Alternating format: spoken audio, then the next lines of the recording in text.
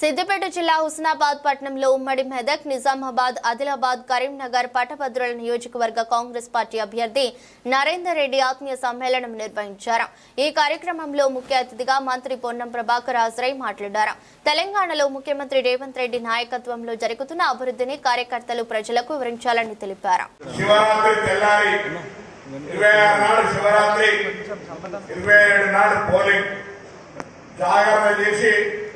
మెల్లగా పోదాం లేకుంటే 3 గంటల వరకే ఓటెక్కింది.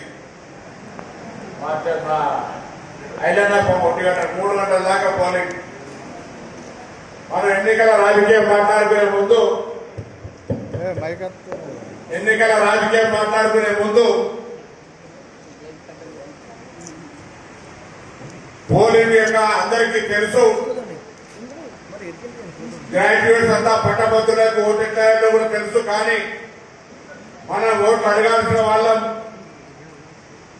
ఒకటే ఓటు, ఒకటో నెంబర్ నరేందర్ రెడ్డి గారి పేరు పక్కన రాయాలి అనే మాట స్పష్టంగా చెప్పాలి. మనం పోయి ఓటేమని అడగడమే కాదు, ఒకటే ఓటు. ఆ ఓటు కాంగ్రెస్ పార్టీ బలపరుస్తున్న అభ్యర్థి నరేందర్ రెడ్డి గారికి ఏమని చెప్పడం మన బాధ్యత. మనందరం కూడా ఇవాళ నుంచి ఆ కార్యక్రమంలో పాల్పంచుకోవాలని కోరుతా ఉన్నా. ఈ నియోజకవర్గంలో 11,797 ఓట్లున్నాయి పట్టభద్రులై. మండల వారీగా కూడా మరి మనం తీసుకున్నట్టయితే అక్కన్నపేటలో 1,471 ఓట్లు 2 పోలింగ్ స్టేషన్లలో ఉన్నాయి. పీర్దేవరపల్లిలో 1,319 ఓట్లు 1 పోలింగ్ స్టేషన్ లో ఉన్నాయి. చిగురుమామిడిలో 3 పోలింగ్ స్టేషన్లు 2,179 ఓట్లు ఉన్నాయి. ఎలకతుర్తిలో 1 పోలింగ్ బూత్ లో 874 ఓట్లు ఉన్నాయి. హుస్నాబాద్ మండలము పట్టణము కలిపి 3 పోలింగ్ స్టేషన్ల 2,561 ఓట్లు ఉన్నాయి. కోహెడలో 2 బూతులు 3,50,000 ఓట్లుంటే సగం కంటే ఎక్కువ ఓట్లు మన జిల్లాలో ఉన్నప్పుడు మన అభ్యర్థులు గెలిపించుకునే అవసరం ఉంది. ఎవరిని చెప్పినా నా ఊరు అనే అభిమానం మన దగ్గర ఉంటుందా? కాబట్టి దయచేసి భారతీయ జనతా పార్టీ అభ్యర్థి యొక్క దుష్ప్రచారాన్ని నమ్మకండి. ఇవాళ 2 కోట్ల ఉద్యోగాలు ఇస్తా అన్నాడు, రైతులకు పెన్షన్ ఇస్తా అన్నాడు, రైతులకు 3 ఉచితాల లాంటి చట్టాలు తెచ్చినాడు. ఇవాళ నిరుద్యోగుల సంబంధించిన జీవితాలతో ఆడుకునే విధంగా ఎక్కడ కూడా ఎంతసేపు వ్యాపారస్తులకు పద్ధతిగా తప్ప ఆదాని అంబానీ తప్ప ఇంకొక మాట మాట్లాడని ప్రభుత్వానికి ఒక సురుకు పెట్టాల్సిన అవసరం ఉంది.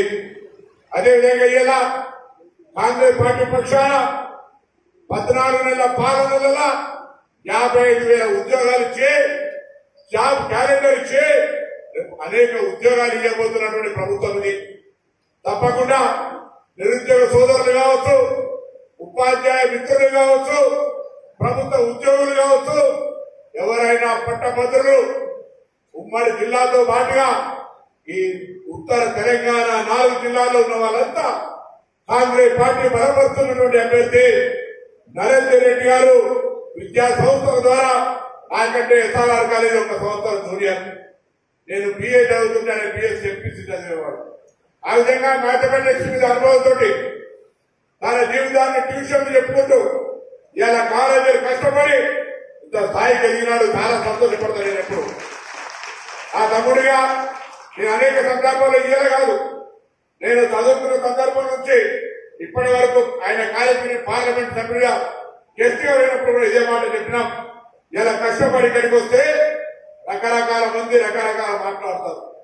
ఏది మాట్లాడినా మంచి మనసుండి పిల్లలకు సరైన విద్యాబోధన అందాలని అధ్యాపక వర్గానికి అధికంగా జీతాలు ఇస్తూ కాలేజీ స్టాండర్డ్స్ మెయింటైన్ చేసే సందర్భంలో ఏ వ్యవహారమైనా కొన్ని ఇబ్బందులు ఉంటాయి. ఈ రోజు మరొకసారి మన ప్రాంతం నుంచి చదువుతున్న వాళ్ళందరూ కూడా నా విజ్ఞప్తి మేరకు ప్రత్యేకమైనటువంటి శ్రద్ధ తీసుకొని కొంత ఆర్థికంగా కూడా వెసులుబాటు ఇచ్చేటువంటి మాట ఇస్తాననే మాట కూడా చెప్తా ఉన్నాను. కాబట్టి దయచేసి నేను మిమ్మల్ని అందరినీ కోరుతా ఉన్నా, ఇది నరేందర్ రెడ్డి గారి ఎలక్షన్, ఇంకో ఎలక్షన్ కాదు. ఇది మీ ఎలక్షన్, మన ఎలక్షన్. మనం అందరం మన ఓట్లు వేసుకునే బాధ్యత మనది. ఎవరి ఊర్లో ఎందుకంటే ఇవాళ ఈ ఎన్నిక మనం నిర్లక్ష్యం చేస్తే రేపు పొద్దుగాల స్థానిక సంస్థల ఎన్నికలు వస్తాయి, దాని మీద ప్రభావం పడుతుంది.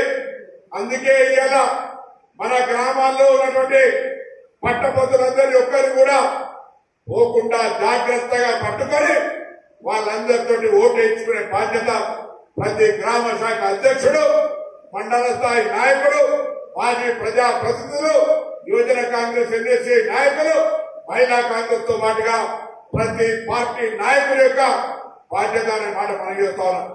ప్రభుత్వం రేవంత్ రెడ్డి గారి నాయకత్వంలో శాసనసభలో ఏర్పడిన తర్వాత వాస్తవంగా ఆర్థిక పరిస్థితి పూర్తిగా ఖాళీ పరిస్థితి ఉంది. అయినప్పటికీ కూడా ఆర్థికంగా